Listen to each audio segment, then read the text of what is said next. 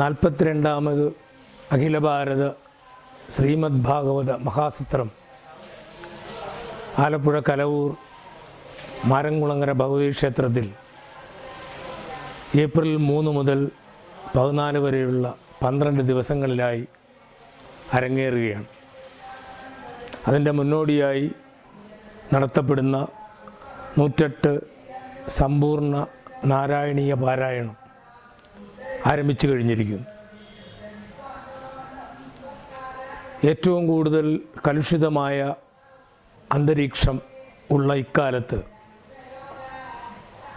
ദൈവനാമങ്ങൾ കൊണ്ട്, ദൈവസ്തുതികൾ കൊണ്ട് മനസ്സിന് അത്യധികം ശാന്തിയും സമാധാനവും ലഭിക്കും എന്നുള്ളത് നിസ്തർക്കമാണ്. ഒരുപാട് വേദ, ഉപനിഷത്ത്, പുരാണ ഇതിഹാസങ്ങളുള്ള സനാതനധർമ്മത്തിൽ ഭക്തിക്ക് ഏറ്റവും കൂടുതൽ പ്രാമുഖ്യം നൽകുന്ന ഒരു ഗ്രന്ഥമാണ് ശ്രീമദ് ഭാഗവതം.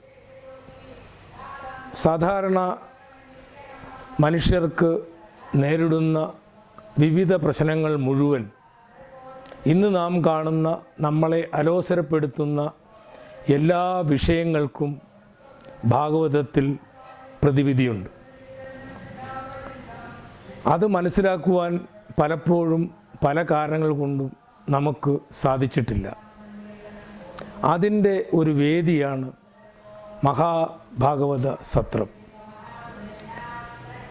ഈ സത്രത്തിൽ 100-ലധികം പ്രഭാഷകർ ഭാഗവതത്തിൽ അടങ്ങിയിട്ടുള്ള, നാരായണീയത്തിൽ അടങ്ങിയിട്ടുള്ള, വിവിധ വേദ ഉപനിഷത്തുകളിൽ അടങ്ങിയിട്ടുള്ള തത്വങ്ങളെ വിശകലനം ചെയ്ത് നമ്മൾക്ക്, ഭക്തർക്ക് മുഴുവൻ പ്രയോജനകരമായ രീതിയിൽ വ്യാഖ്യാനം ചെയ്ത് നമ്മൾക്ക് മനസ്സിലാകുന്ന ഭാഷയിൽ പറഞ്ഞു തരുന്നതാണ് സത്രം.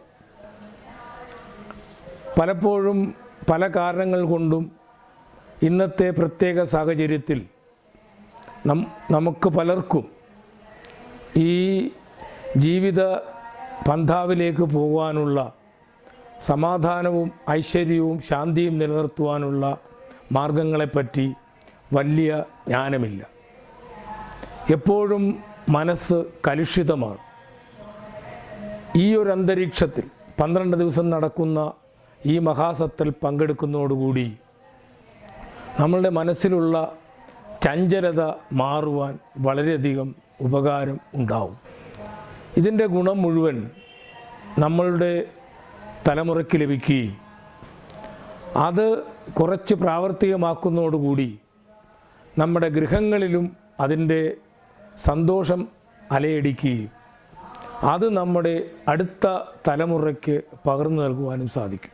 അതുകൊണ്ട് സകുടുംബം രാവിലെ നടക്കുന്ന പൂജകൾ മുതൽ വൈകുന്നേരം നടക്കുന്ന ക്ഷേത്രകലാപരിപാടികൾ വരെയുള്ള മുഴുവൻ പരിപാടികളിലും എല്ലാ ഭാഗവതോത്തന്മാരും പങ്കെടുക്കുകയും കുടുംബങ്ങളെ മുഴുവൻ എത്തിക്കുകയും പ്രത്യേകിച്ച് അടുത്ത തലമുറയിലുള്ള യുവജനങ്ങളെയും കൊച്ചുകുട്ടികളെയും കൊണ്ടുവന്ന് ഇത് കേൾപ്പിച്ച് ഇതിലർത്ഥം മനസ്സിലാക്കി ഇത് നമ്മുടെ ഗൃഹങ്ങളിലേക്കും നമ്മുടെ വീടുകളിലേക്കും ഐശ്വര്യം കൊണ്ടുവരാനുള്ളൊരു പന്ഥാവാക്കി മാറ്റണം എന്ന് മാത്രം അഭ്യർത്ഥിക്കുന്നു. എല്ലാവർക്കും നന്മ വരട്ടെ.